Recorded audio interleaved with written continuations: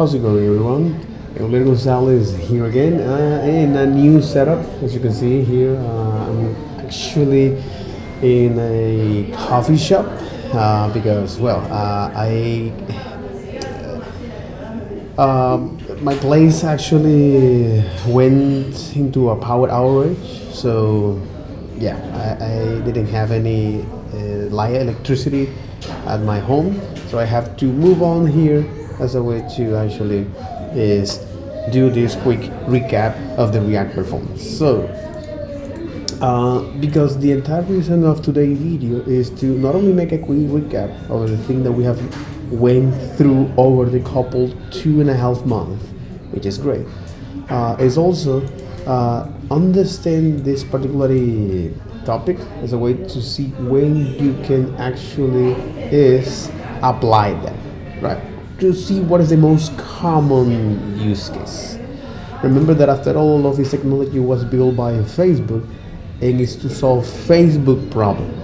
Most of us won't have Facebook problem, and if you do, please send me a check. I'll gladly do that with you. But in other words, here in today's video, we're going to take a look at each one of this. What are the main use case for that? What is the main What is the main use case that Facebook needs to solve that we can actually benefit as we build our particular UI? And this is also interesting in part of the another course that is the front-end design system, or front-end system design, a course taught by Yifni Ray, where he is a software engineer that previously worked at JetBrains for over 3 years, and then he moved to a Meta. But the idea here is to understand that why are we actually looking at this React? What is the end goal of for software developers, UI specialists? What is the end goal of this? Is to build user interface, is to design front-end systems, okay? And the idea here is that, well, again, this is go beyond the scope of today's video, but this is important to understand is that what is the reason of why we are actually looking at the React performance, because at the end of the day, you're going to provide this service to other companies, so they want you to actually build user interface that are particularly for their needs, right? For example, in this case, as you can see here from Google Docs, they have this particular layout or UI here, which is text-based content. You can also add videos and image, but mainly it's for text. So they have now this particular layout. You have the menu, you have all of these options available here. You have now the sidebar where you're going to put all of the content. Another example is that, for example, is the YouTube, where now this is heavily content-based or video-based. So the layout is quite different. So there is no search here, for example. Unlike this, it's actually going to display all of these elements as a way to try to show relevant contents to the user, similar to here, to the sidebar. Instead of actually showing is a particular content like text, we're going to show is where are the channels that you are likely to engage, or that you follow, or that they are most frequently post some content to that, and so on and so forth. So the idea here is that recognize what is the end goal of you actually using all of these technologies, Angular, Vue, or React, and understand what is the fundamental as well, and particularly with React, how you can get the most of this as a way to build your UI, and by looking at the performance, how you can now, once you understand what React does, how you can optimize that as a way to create or write your React components in the most performant way possible, therefore your React applications. So over the course, it's important to first understand why do we look at this, And I'm going to make at least in this first 10 minutes a quick and massive overview of what we have looked so far. So this introduction is more about to understand what React does, why React was come out, what is the reason to React to exist, and then once we know that how React works behind the scenes. So now that we know what is the end goal of React and who made that and what is the use case that it needs to solve, what is the problem that it is solving, so we to build all of this UI in the most declarative and scalable way for Facebook, we need to understand now how these things work.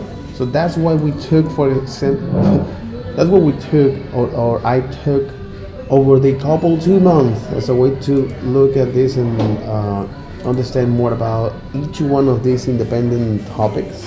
All right. As a way to briefly describe and be able to know what is going on behind React. So not only what is the value proposition of React, which is describing the UI, understanding is the architecture. So all of these different components actually works together, and from there, how you can now add interactivity to each one of these components. The way to do that by using an state, how you can now update this state, what happened when you update this state, which is passing through this rendering mechanism, and how you can now is enqueue a series of state updates, followed by the way of how you can now generate a new state. All right, for objects, for arrays, how you can work with that kind of thing, and last but not least, how you can now organize and maintain your state as a way to now bring some order to all of this chaos, especially as you're going to build more and more application, more and more UI elements, or as you're going to compose all of this UI elements into a front-end design system. So we look at how you can things in terms of UI change and state change, how you can organize is your state, as well as how you can now share the states across different components, how now React look at the state, and how it provide you some convenient features, for example, like resetting the state or preserving the states per element or per tree level, and also how you can now, especially as you going to develop components, how you can use that in the uncontrolled form, in control forms, as well as how you can now manage in an easy way when you need to update a state based on multiple inputs, right? So using reducer, for example, how you can use a reducer, what is a reducer, what is the benefit of using a reducer, and also when it comes to actually share a state across different components, how you can do that using now the context API. And I think that's quite interesting because that open up a new sea of possibilities and also some guidelines that they provide you. And when it comes to connect your UIs to external stores, so whether it is connected to a server, or you want to have control or synchronize to some of the browser API as a way to focus the input in your HTML. So what is the benefit of using now is these particular hooks like use ref and use effect. What is the subtle difference between them? When you can use it, what is the most common use case for use ref and use effect? How you can think of this particular hook, the use effect, as a synchronization process, okay? And what is the most typical pattern that you're gonna write when you use your effects? So, and also we look at how you can now extract some logic as a way to reuse that particularly use effect or logic across different components, similar to context where you want to share that state across different components. But in this case, we want to share now our logic across different components. So this is quite interesting. So we also look at what is this concept called the virtual DOM, the virtual stack frame as well, that kind of thing. Okay. And because of that, all right, then we need to look at, okay, so now that you know all of the things, great, how we can actually optimize this, right? How can we reduce in renders? And there's some common tips here, like for the state, do not regenerate your state every time the component is rendered. In other words, just pass pass the state or generate the state by putting as an arrow function. The other is push the state down there as a way to follow is the natural way of how you can use React as a way to prevent re-rendering, or pulling the content up with children's, which is also a very interesting technique that you can use.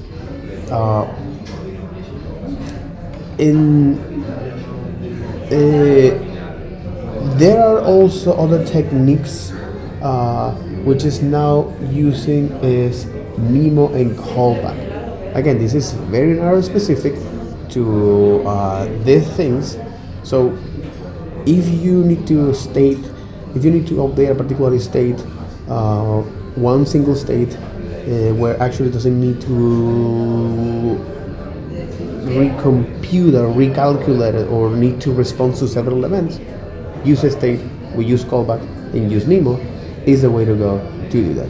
Use callback and use Memo is say, hey, I'm going to now avoid, or I'm going to catch this computation or function reference as a way to now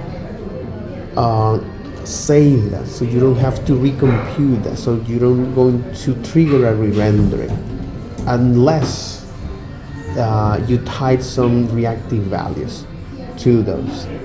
So that's great, that's cool. We also look at another tip is that using reducer, because unlike use callbacks and use Memo, they actually live inside of the React components body. With your use reducers, because they live inside a particular file and they have the same reference, so the reference doesn't change that much. The idea is that once you use a reducer, you pass the initial reference to that, you passes the reducer as well as the initial data. Is that because this live in memory and this won't change because you're not re-rendering is that, okay? What happened is now anytime you now trigger an state update or dispatch an actions to using the reducer, all right, and by using Memo, you actually are catching, or you actually are only is triggering, re-rendering whenever the dependency of those child components, whenever the props actually change. So I think this is a very interesting approach, especially as a way to improve the performance. Remember, not doing stuff is way much faster than doing it, okay? That's one. And the other is, there's some corollaries to that, like doing stuff is not doing stuff or doing stuff later is way much faster than doing it right now, okay? This is part of the Steve Keeney golden rules, rule of thumbs.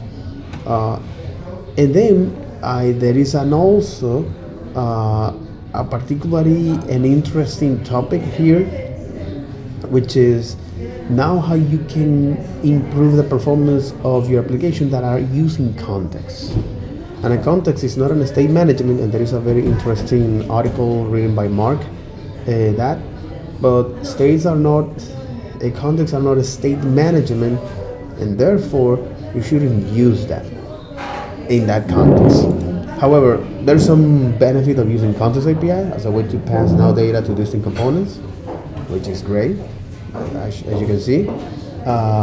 And for that, we look at how we can actually is define all of these components per se, and once you're able to do that, all right, to define your components and use a context for that, you create your context and then you create the provider, and then that provider you wrap that at the most closest components that is going to be used. That usually that is at the beginning of your application, all right. So the idea is that once we're able to see this and understand that how you can create your context and your providers and that kind of thing, is like, all right, great. But if you, for example, and your provider, if you pass now an object that contains more properties, what happens is that the way how context works, but if the value of that provider change, it will not trigger all of the so React will re-render all of the child components starting by the provider. So the reason of that is because this is the way of how context works. If you want to prevent that, what we can do is to create multiple contexts per state as well as per dispatch actions. So in the case of use reducers, that's exactly what you can do. All right. And there is also another interesting topic. Is like the reason of why you need to keep your data or like your data structure flat as possible. Because if you have to update some data, if you have a nested objects that you pass to your reducer or your state, and if you need to update each one of them by creating is a new clone of that, what happens is that you are recreating that object in memory. So React behind the scene is that actually is because you are creating a new state of that, you are recreating that object in memory, and therefore you're going to trigger now a state updates across your entire render tree. So how you can solve that is by using now something called the normalization state, or you normalize your state as one of them, all right, or you keep your data structure flat as possible. Avoid any nested objects in your states, which is also the recommendation from React, and I think that's quite interesting. So you can use now a context or a reducer where you're gonna have now these massive objects, all right, and then if you need to pass down data or a particular segment of that data to a component, you do that, right? Again, this is part of the optimizations that you can do, and well, let's actually now look at fallback context, suspense, maintainability, interactivity, and all of these topics, their use cases, so we can move on to what we really care about. So you are not going to see what I'm gonna do because I'm taking notes out of the course. So let's get into this. So first is now React, is this suspense in React. But I would like you to provide me this in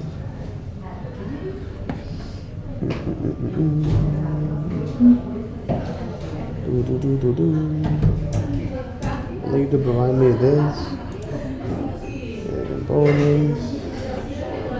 Oh, but give it to me this in English, my friend. So, English. Yeah, exactly. That's right. Okay. Oh, with suspense, which is this. Okay, there you got it. Awesome. Suspense lets you display a fallback until its children have finished loading. Exactly. So what is the use case here? Display a fallback while content is loading, revealing content together at once. I think that one of the main use cases of this, let me actually read about the reference here. Because Steve Kinney mentioned that usually you can do this that per components, okay? So first let me read that and let me see if that I am correct about that. Suspense, children, fallback, the actual UI you intend to render, exactly.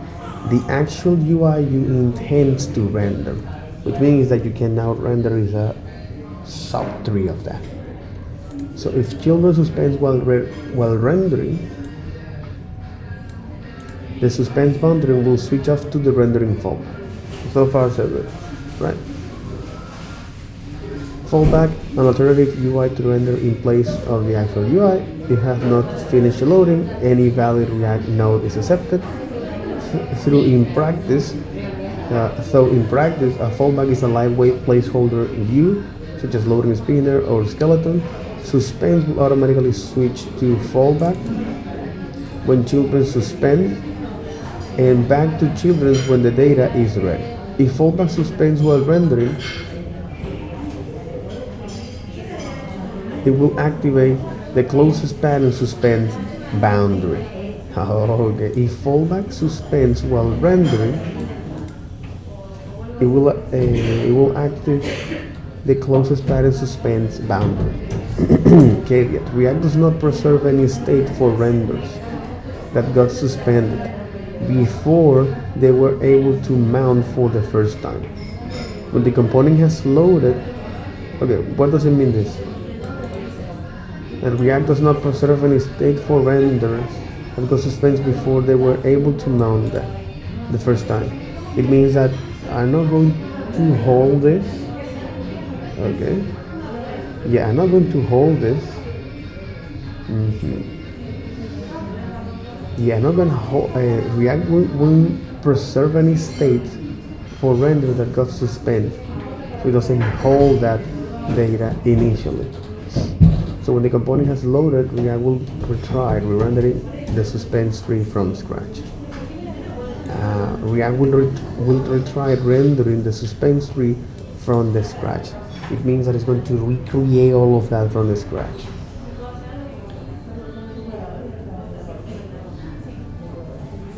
When the component has loaded, React will retry rendering the suspense tree from the scratch. Oh, okay. So once this component has loaded and all of it is child components, then it's going to now re-render them. Holy shit. In other words, it's going to call all of them. Okay, makes sense. Makes sense. Makes sense.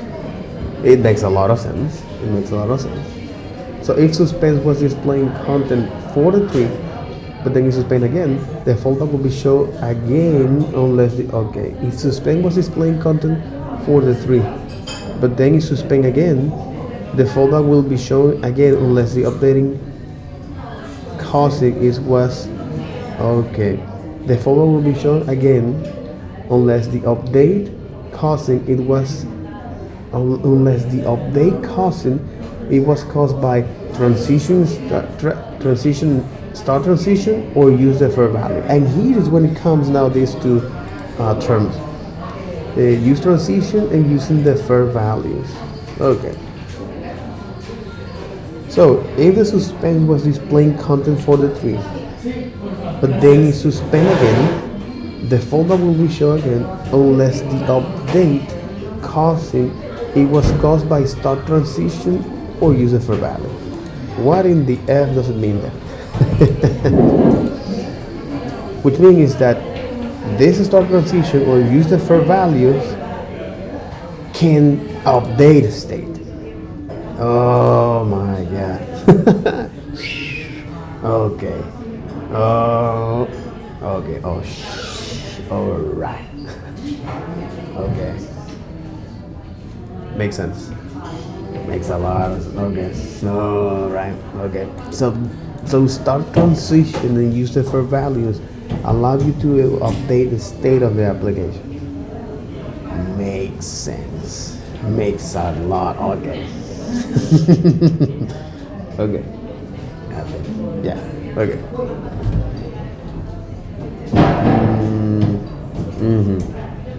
So if React needs to hide the already, okay. So if for some reason the fallback is being shown again, or if the tree is suspend, the fallback is shown again unless the updating causing it was caused by start transition or use deferred value. So in other words, it's not going to actually is load all of the components. Okay, therefore it's not going to load all of the components and try rendering that suspend tree. So it means that it's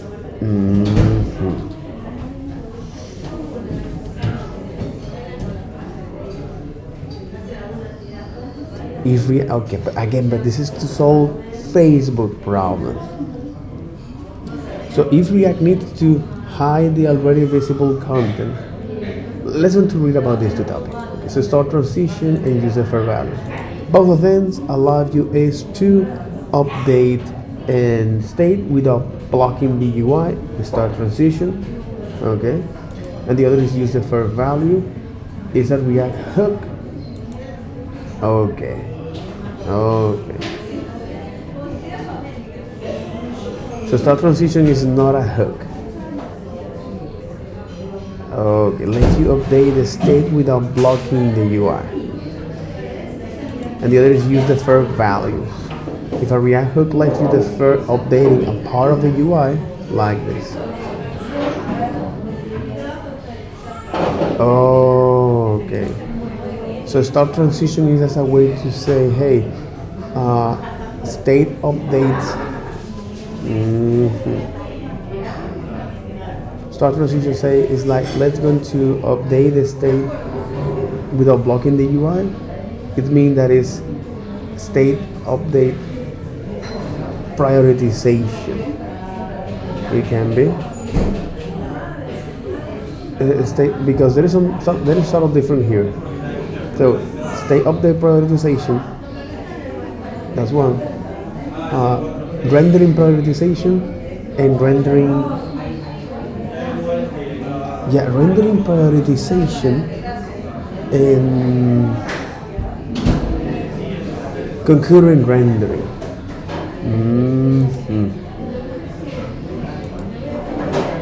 Okay.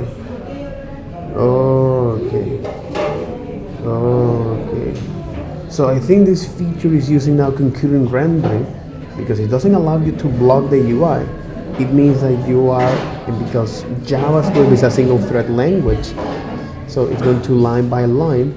So somehow you're actually is now putting that in a different queue. You're putting that in a different priority, right?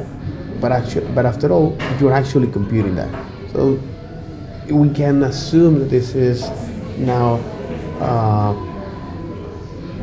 rendering, concurrent rendering, and this is now a rendering prioritization. Okay, so this is a start transition. Let you update the state without blocking the UI. All right, that's why interesting. Start transition does not provide a way to track whether a transition is dependent. Okay, so it does not provide a way to. Okay, does not provide a way to track whether a transition is pending. To show a pending indicator while transition is ongoing, you need use transition. Okay. Instead, because it doesn't provide any way to track whether the transition is pending. Okay. Okay. Okay. All right. You can probably update into transition only if you have access to the set function of that state. If you want to start a transition in response to some props or custom hook, return value, try use the defer value instead. The function you pass to start transition must be synchronous. React immediately executes this function, marking all of the state updates that happen while it is executed as transition. If you try to perform more state updates later, for example in a timeout, they won't be marked as transition. A state update marked as a transition will be interrupted by other states updates. A state update marked as a transition will be interrupted by other state updates. For example, if you update a chart component inside of a transition, but then start typing into an input while the chart is in the middle of a re-render, React will restart the rendering work on the chart component after handling the input state update. Okay, so you're putting out in priorities here. Transition update can be used to control text inputs. If there are multiple ongoing transitions, React currently batch them together. Okay, if there are multiple ongoing transitions, React currently batch them together. This is a limitation that will likely be removed in the future. What is a use case here? Marking a state update as a non-blocking transaction.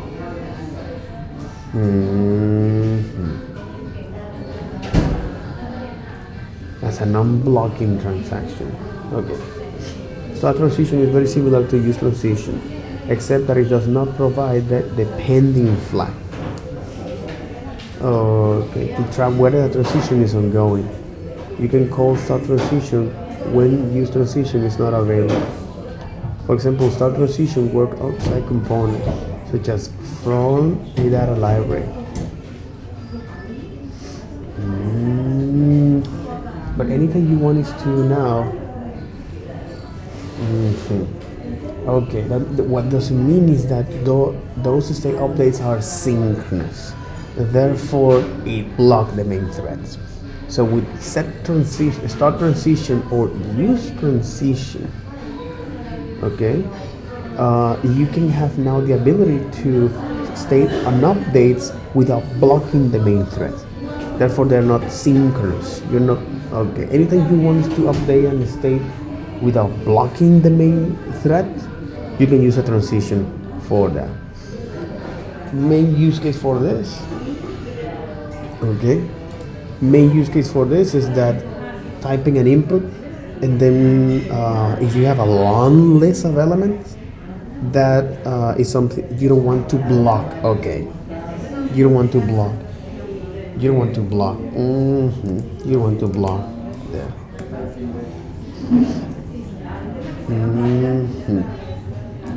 You don't want to block them.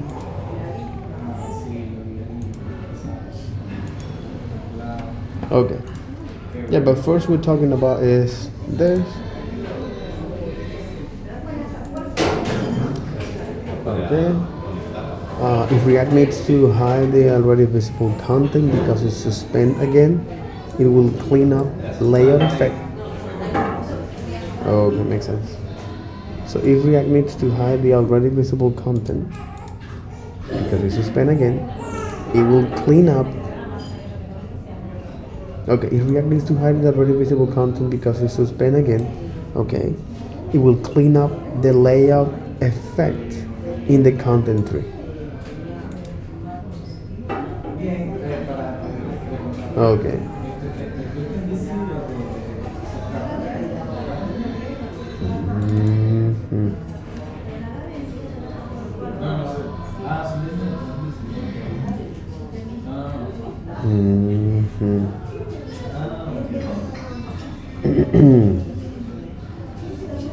So when the content is ready to be shown again, React will fire the layout effect again.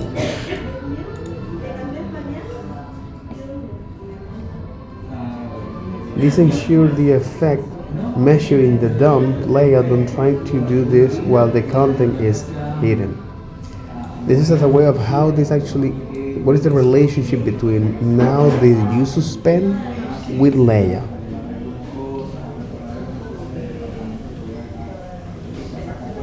React includes under the hood optimizations like streaming server rendering and select height rotation.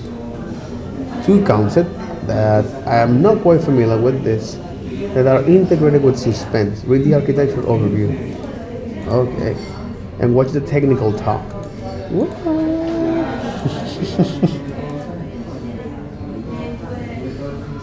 Streaming server rendering with Suspense. Okay.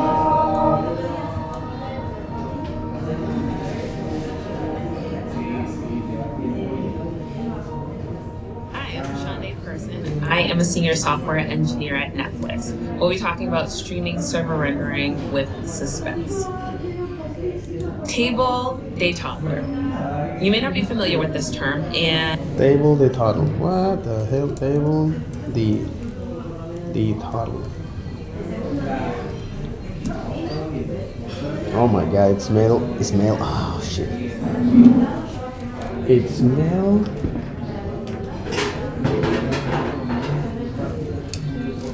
It smells fantastic.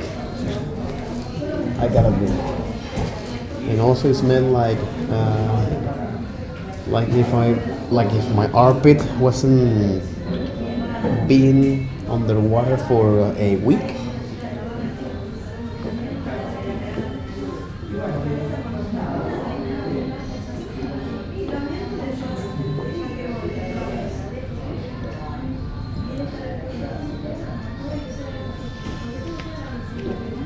Oh shit. I know what it's about. Alright. Table the toddle. What? Okay, okay. and that's because I made it up.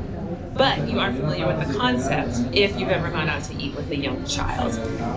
Table the okay. If you're giving okay. Table the toddler. How do you translate that into Spanish? Table the toddler. Dice mesita de comer.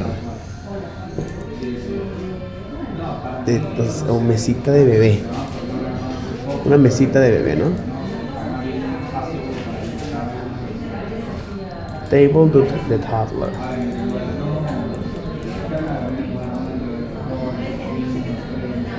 Exacto. Mesa de bebé. Mesa de bebé para comer. Okay. When things started like this, I really love that. Why? Because it's making all of this complex idea meaningful to others through real life examples. This is the term for asking for the meal for the child to be served first, whenever it's ready, rather than the entire table being served their meals at the same time. Whenever it's ready. Term for asking for the meal for the child to be served first, whenever it's ready, rather than the entire table being served their meals at the same time. Anytime I go out to eat with my 4-year-old, we order in the style of table to toddler. And the reason for this is that if my son doesn't have something to do or something to look at, he'll quickly begin sliding under the table or entertaining the couple behind us, and it creates a bad experience for everyone. The point is that having our meals served separately actually enhances our dining experience. Having our meals served separately actually enhances our dining experience. We want our experience to be tailored to our unique-ish situation. Now, when we talk about the enhancements to the server side, okay, we want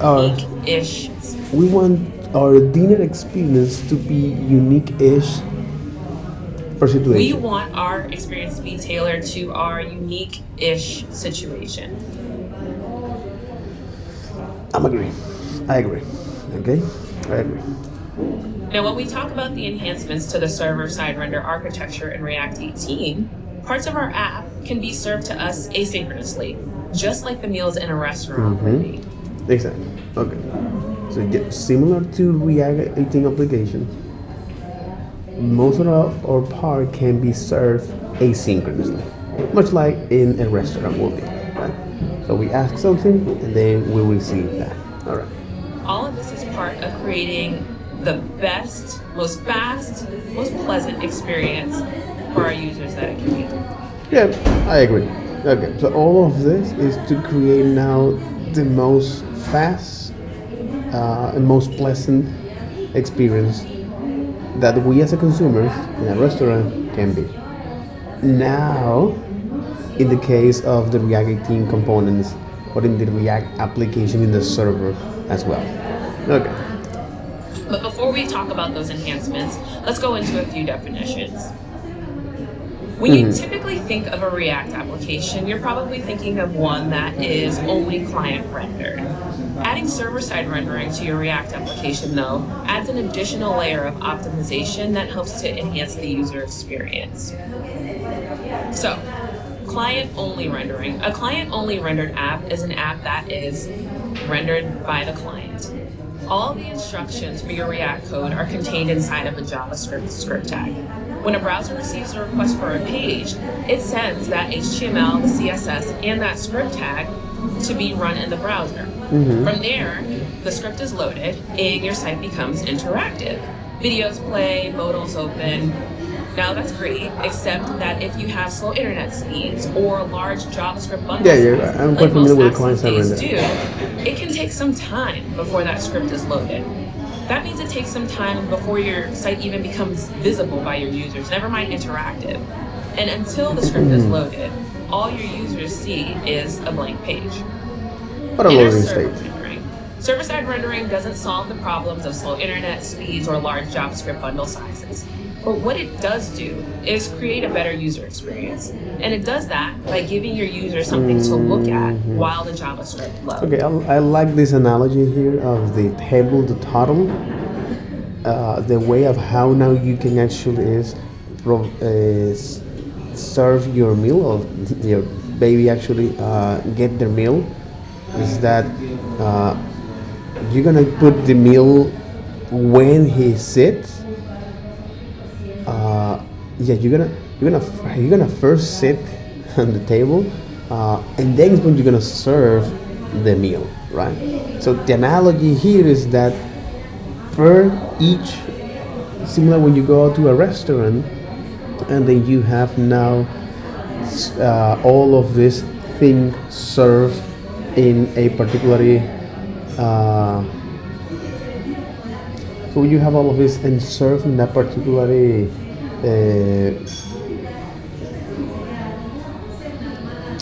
Yeah, and serving that. Okay. So when you similar when you go into a restaurant, when you have all of these particular tables, uh, the restaurant actually serve you the meal not at the beginning, but it wait for you to sit, okay, and then it's going to serve you that. The idea here is that you can now is this process that the restaurant have with the customers is to improve the user experience or the dining experience to make unique-ish at the situation and be able to deliver them as fast as they can. So, in the similar situation with the React or this React application, we have client-side rendering, server-side rendering. We know what is the subtle difference between each one of them. So, for the client-side rendering, we know that the idea here is that the server is going to now send is the HTML in JavaScript that contains the entire applications. So as the browser or as the user type into that, it's going to load the entire content to there, wait for the content to be loaded, parse, compile, and then render that, right? So during that process, the user only sees a blank state or a spinning state, right? Uh, and with server side, so the problem is that it hurts is SEO, all right? We know that web crawlers can actually index your website as they used to if you serve a entire application from the server, which is exactly what server-side rendering is. So far, so good. Essentially, We know that. rendered application. But remember, server rendering is not enough to give you a complete website, not on its own. Because your user can see that bare HTML, but it's not interactive. Take the Netflix website, for example. Exactly. All right. And then this is now ads moment. So exactly, even though that you serve the content as a server-side rendering, you only show is the visible content. That's it is, as the user type in, but the application won't becomes interactive. And again, the idea here is to improve is the user experience for this type of applications, right? When the SEO matters and when the interactivity actually matters as well. If it was just bare HTML, videos wouldn't play, streaming wouldn't happen. And that makes Netflix essentially useless. We need JavaScript in order to make it interactive. So the next step is that on the client, we will load the JavaScript for the components in our application. And then also on the client, we will connect all of the logic to the HTML that's being rendered in the browser. And this process is called hydration. So at this point, your site becomes interactive and your users can use it. And also, the concept here, all of the logic to exactly the process of connecting all of the logic, the JavaScript to an HTML to bind interactivity is what is called as hydrating. Okay, that makes a lot of sense. That makes a lot of sense. Completely. That makes a ton of sense. Okay. The HTML that's being rendered in the browser. And this process is called hydration. So at this point, your site becomes interactive and your users can use it. Or if you're using Netflix, you can stream your movies. Now, that's server-side rendering in 4 easy steps. We fetch the data for the entire application. We render the entire application to HTML. We'll load the JavaScript for the entire application. And then we hydrate the entire application. Now, there's a reason why I emphasize entire application at every stage of the process. Yes, server rendering pre-React 18 does provide a better user experience, but it has its problems. And those problems stem from the fact that each stage of the process needs to happen for our entire application at once. Here's our application, and this is a pre-React 18 application. We have a nav bar, we have a sidebar, and then we have a right pane that contains posts and comments. And this is what our app would look like in our browser. Let's say for the sake of this example, our comments piece is the part of our application that is the troublemaker, the problem child. It involves expensive API requests for large amounts of data, and there's also a lot of JavaScript code that's involved. So it's safe to say that comments will be holding us up at every stage of the process, as you'll see. But also note that comments is the part of our application that the majority of our users are here to see. So it's the most important part. So we want to make sure that the majority of our users are here to, but also note that comments will be, and there's also we have a right pane that contains posts and comments. Our comments, it involves expensive API requests for large amounts of data, and there's also a lot of JavaScript code that's involved. So it's safe to say that comments will be holding us up at every stage of the process, as you'll see. But also note that comments is the part of our application that the majority of our users are here to see. So it's the most important part. So we want to make sure that we do it justice. Now, the first problem that we'll run into in our server rendered pre-React 18 application is that we need to fetch everything before we can show anything. Now remember how server rendering gives our users a better experience by giving us that non-interactive HTML that users can see in the browser while their JavaScript loads? Well, none of that HTML can be generated until we fetch the data for our entire application. And remember that comments involves expensive API calls for a lot of data, so it's going to take a while for that data to come back. So at this point, we're faced with a choice. We could wait for the data for comments to come back and then render the entire application to HTML. But this isn't ideal. It puts us back in the situation where our users are stuck looking at a blank page until the data for the comments comes back, and then we can render the entire application to HTML at one time. Our other choice might be to exclude the data from comments in that initial page render. This isn't ideal either, though, for two reasons. First, remember, comments is the most important part of our application, so we want to make sure that it's included in that initial page render for our users to see. And second, in order to have a complete website, we're going to need to fetch the data for the comments at some point. But using this option, we'll need to fetch from the client instead of from the server, and that actually serves to elongate the process altogether. Once the HTML is rendered in the browser, on the client we'll begin the process of loading the React code and the JavaScript code for the entire application. Rather than creating new DOM nodes, React will walk the component tree and match up the logic with the HTML that's rendered in the browser. And creating new DOM nodes, React will walk the component tree and match up the logic with the HTML that's rendered in the browser. So this process of rendering the components and attaching event handlers is called hydration. And this is a process called, this is something that is done by React. The hydration is the way of how now it can, okay. Again, this is part of the VDOM and that kind of thing.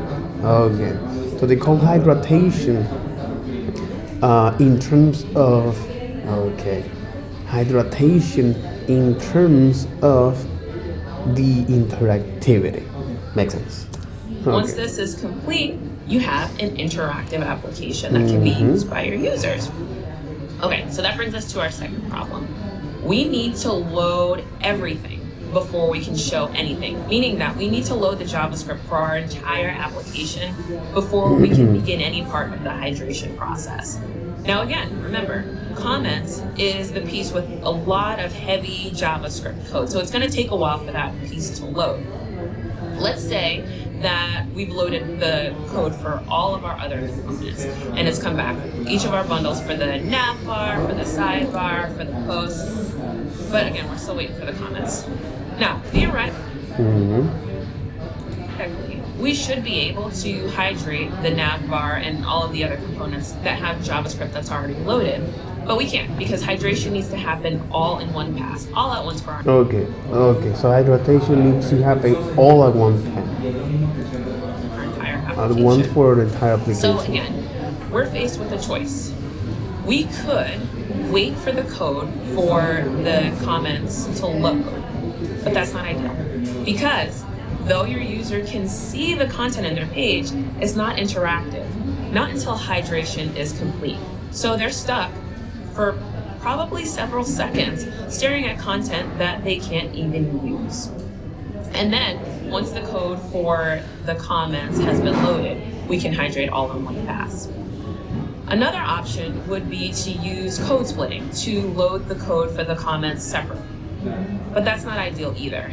The reason is because if we do it this way, we actually can't include comments in the HTML that's rendered on our initial page load. When we load the JavaScript on the client, we need to be able to match the logic with the HTML that's rendered in the browser. Otherwise, during the hydration process, React doesn't know what to do with that little bit of HTML and it'll throw it out altogether and hydrate the rest. And remember that comments is the most important part of our application, so this doesn't provide the best user experience. Now we have a third problem. We need to hydrate everything before we can interact with anything. So let's say in our application that the user who is coming to our page wants to use the profile and wants to click on the profile. But remember, we need to hydrate all in one pass, and until your entire application is hydrated, none of it is interactive. So clicking on the profile does nothing, not until the hydration is complete. The problem with this is that your user, for several seconds until that code is loaded, is stuck with content that they potentially aren't even interested in. And then once hydration is complete for the entire application, now clicking on It's because the hydration step needs to be complete. Okay, so as a way to provide no interact. So React as a way to provide no interactivity to the entire application. Okay, it needs to perform this step called hydration, which is simple. It's just take the HTML and the JavaScript logic and bind that to the event handler, right? And you have to do that for the entire application. It's interesting because it doesn't allow us to do that per component. Interesting, okay? Interesting. Profile can work. Now, there's a common thread in between the problems that we mentioned, and that's that for every stage in the process, we need to act for the entire application. It all needs to happen at once for the entire application. React 18 gives us a new option though. Rather than each stage of the process needing to happen for all of our entire application all at the same time, we can break up the work or do it asynchronous all at the same time. Exactly. So instead of actually doing this hydration process, fetch data, render HTML, and then on the client doing this, break up the work or do it asynchronously. That's one of the reasons for sequence here is the fundamental of computer science. And this helps to create more efficiency. All of this happens automatically when you wrap a component in Suspense. As Juan mentioned. So what you're doing with Suspense is now a split that hydration process per component. When you wrap a component in Suspense. As Juan mentioned, Suspense is a component that allows us to specify what we want our users to see until another component is ready. Suspense in React 18 unlocks two major features that allow us to break the work apart. Streaming HTML and selective hydration. Okay, this is something interesting. Unlocks two major features. Okay.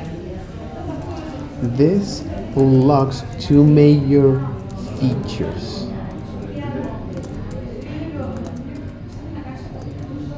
So, okay. The problem that Suspense wants to solve is improve user experience by exactly the problem. How to improve the user experience when doing server-side rendering in hydration process. Okay, so how do we improve user experience when doing server-side rendering process to make the UI visible and interactive? So that's the main problem that Suspense wants to solve. Okay, so how can we improve the user experience using server-side rendering, this iteration process, to make the UI visible and interactive as fast as possible? Okay, so Suspense, so the solution. So the solution is Suspense, right? Suspense.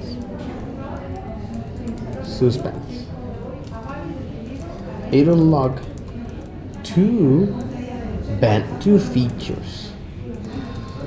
Okay.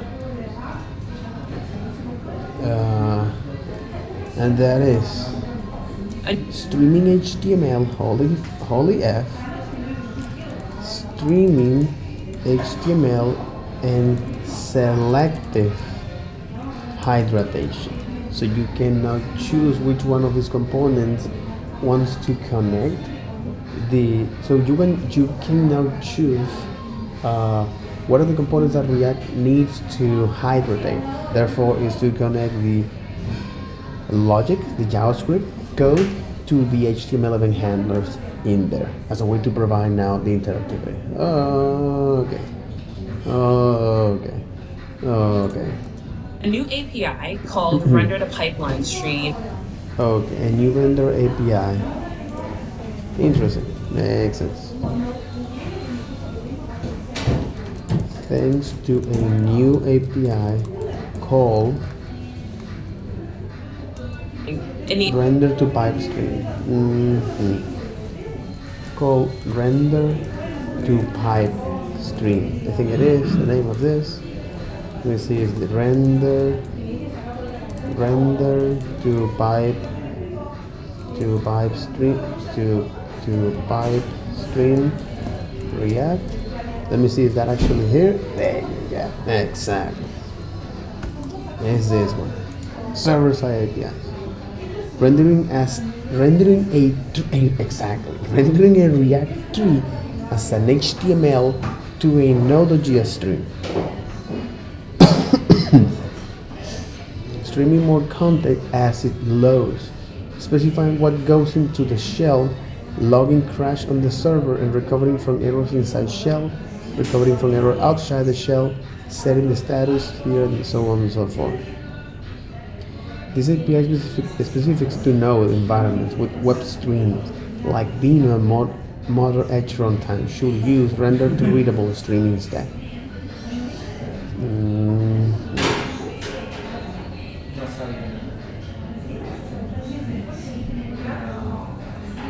I already look at this, alright? One of the downside of this is that now it impact is the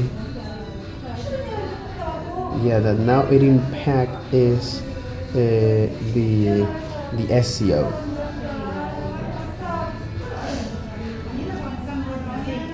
Yeah, it will impact the SEO because the content is not present. You're streaming as fast as possible, but again, the content is not present. These features for us and allows us to break up the work.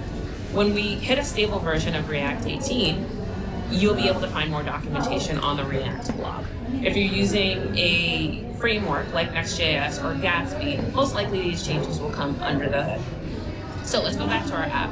Now, knowing that comments is our problem child, what we can do is we can grab comments in Suspense, and we provide a fallback prop. This fallback prop lets React know that, okay, go ahead, you can complete the process for the remaining parts of the app, but until comments is ready, I want you to show this loading spinner. So let's see how that solves the problems that we outlined earlier. When you wrap a component in Suspense, what we tell React is, hey, the data for comments is going to take a while to come back. Go ahead and render the rest of the app to HTML, and we'll let you know when the data for comments is ready. In the HTML that's generated and sent to the browser, inside of the section tags, instead of HTML for the comments, we actually show the HTML for that loading spinner. This already creates a better user experience for the people who are using your application, because not only does that initial page render happen a lot sooner because we're no longer waiting for the data for comments to come back, but also we're indicating to your users through this loading spinner that something's coming. This isn't just a blank part of our application. And here's what happens once the data for comments comes in.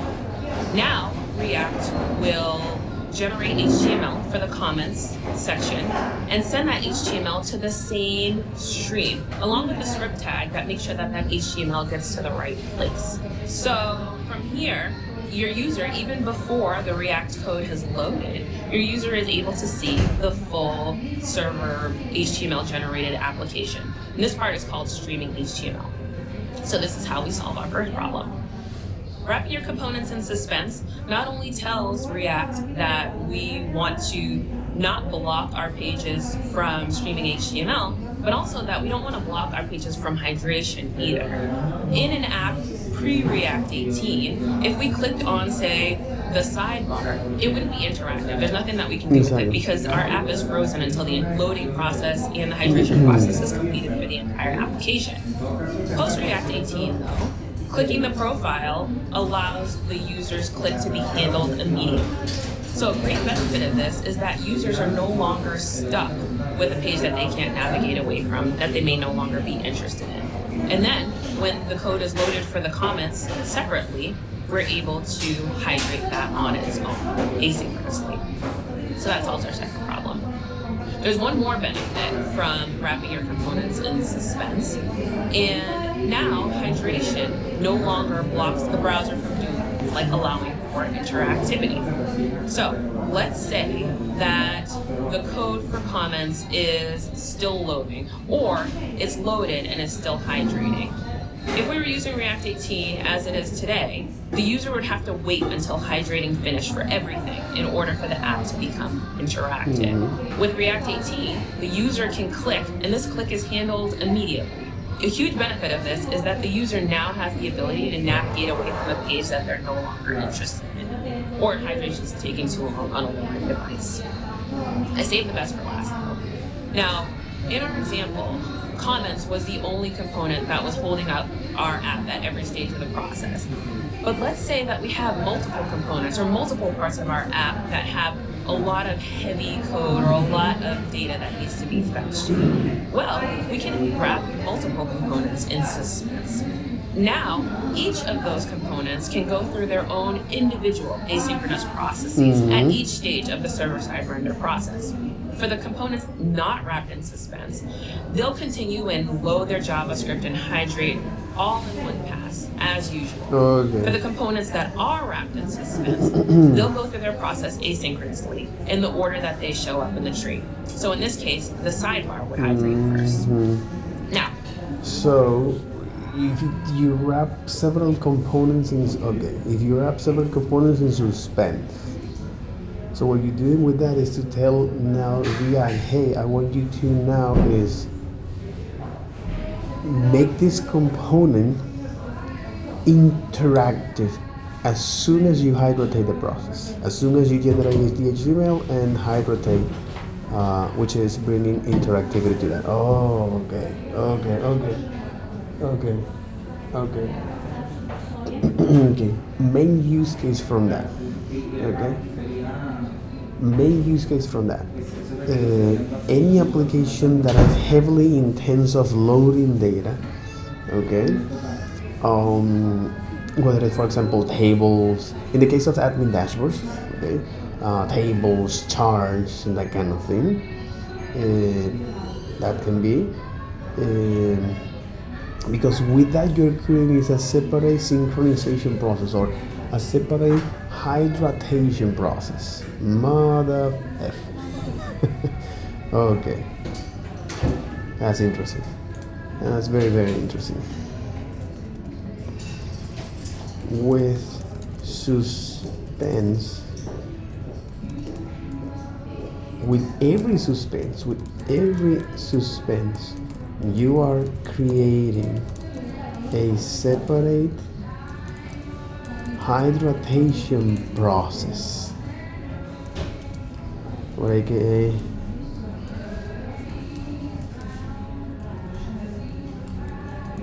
a hydration process, or aka linking interactivity to your app, to your component, to your HTML. Okay. Interesting. Okay. let's say that we have our application and the code for the sidebar and for the comments has already loaded, and we're beginning the process now of hydrating the sidebar. And then the user comes along and clicks on the comments. React will actually pause the hydration for that sidebar piece and start the hydration instead for the comments, because the user's clicked on it and it seems like the more urgent part of the application. Once this is completely hydrated, like the more urgent part of the app, the comments, because the user bar comments, or let's say in Suspense, they'll go through their process asynchronously in the order that they show up in the tree. So in this case, the sidebar would hydrate first. Now that they show up in the tree. So in this case, the sidebar would hydrate first. Now, let's say that we have our application and the code for the sidebar and for the comments has already loaded, and we're beginning the process now of hydrating the sidebar. And then the user comes along and clicks on the comments. React will actually pause the hydration for that sidebar piece and start the hydration instead for the comments, because the users clicked on it and it seems like the more urgent part of the application. Once this is completely hydrated, React will go back and hydrate the sidebar again. So not only is hydration asynchronous, React is prioritizing the parts of our application that the user finds the most interesting, creating a much better user experience overall. Now you can imagine that there are so many great benefits of Suspense as you start to adopt Suspense throughout your application and the boundaries become more granular. Any part of the application that your user clicks seems interactive almost instantaneously, because the part of the application that they're most interested in actually become interactive first. So, third problem is solved. Before, React assumed everything was synchronous. The new architecture in 18 makes it easy to break the work apart and do more asynchronously. Suspense allows us to specify what should happen when another component isn't ready, so you no longer have to do everything all at the same time. And we can use this ability in several ways. We can tell React what to show when data is not ready, or what to show when code for a component hasn't finished loading. You, as a developer, only have to tell React what you want to see. You don't need to think about the order or where it needs to go. So essentially, React is picking up some of the design work for you. Your users benefit from the appearance of a more performant, almost instantaneously interactive application. Now, support for data fetching with Suspense is still a work in progress, but the React team is actively working closely with data fetching. This is still a work in progress, but the React team is actively working closely with data fetching libraries to make this simpler. For updates on this, as well as details on the new Suspense architecture, follow the React 18 working group on GitHub. Now, go forth and create better user experiences at the edge of design and computer science with React. But that's something interesting. Because,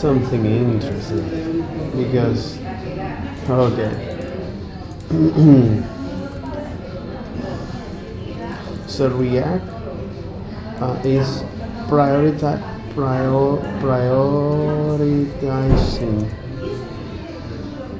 hydration. So React is prioritizing. Holy fuck. So React is prioritizing hydratations over content, over exactly. React is prioritizing hydration in relevant content for relevant or in relevant. React is prioritizing hydratations in component. So React is prioritizing hydratations in components that user finds relevant.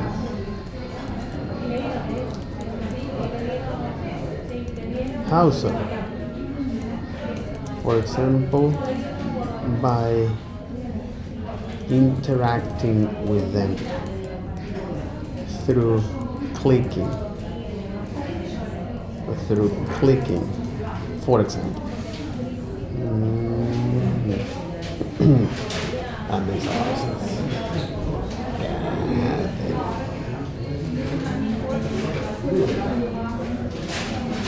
A more tutorial is here.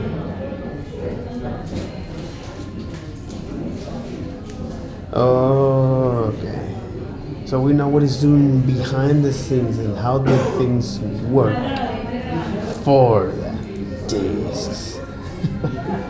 Shut up. Shout out to Sunday person, bro. Jesus. Shout out. Shout out to you, girl. Okay. And this is the architectural overview. A new suspense SSR architecture.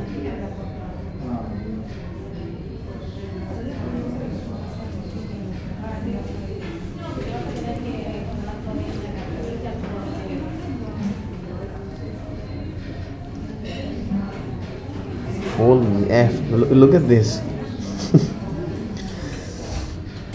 This big boy. This process of rendering your components and attaching every render is known as hydration.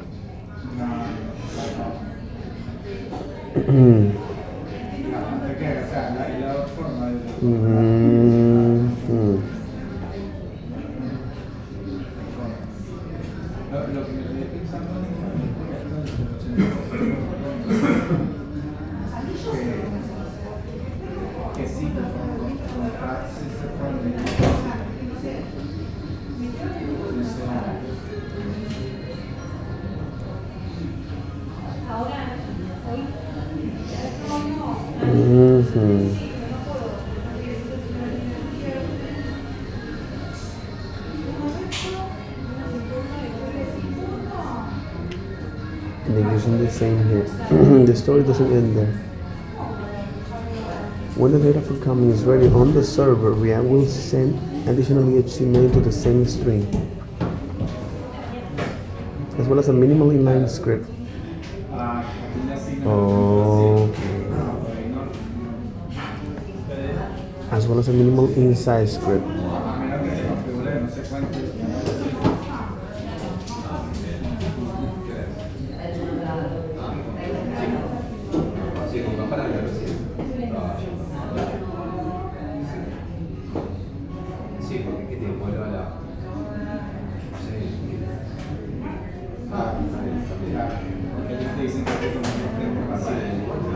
Unlike traditional HTML streaming, it doesn't have to happen in top order. Hydrating the page before all code. Yeah, hydrating the page before all code has loaded.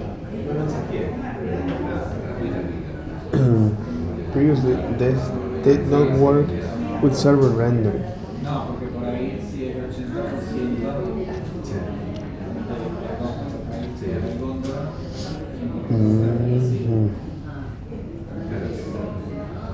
Unless you hydrate the app before comment, widget has loaded.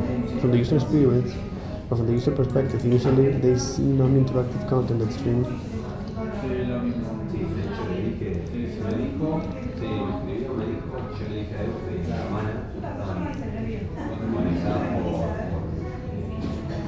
Selective hydration.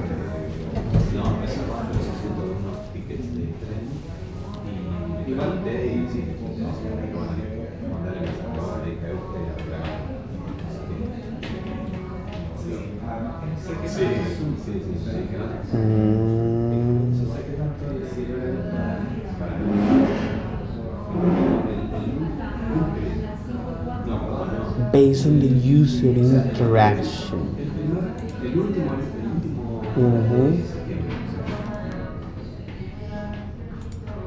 Find relevance. How so? By interacting with them through clicking, for example.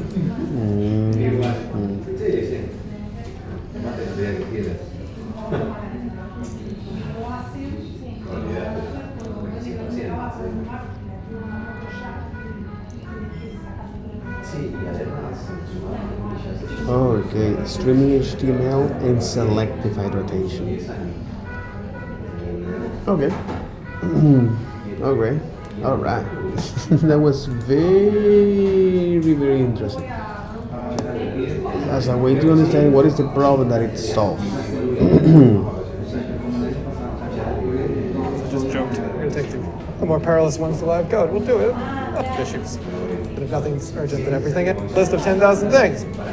I built isn't great. New version they type. How do you Act 18? And like what? Interesting. So that'll be all for this video. Take care. Bye bye.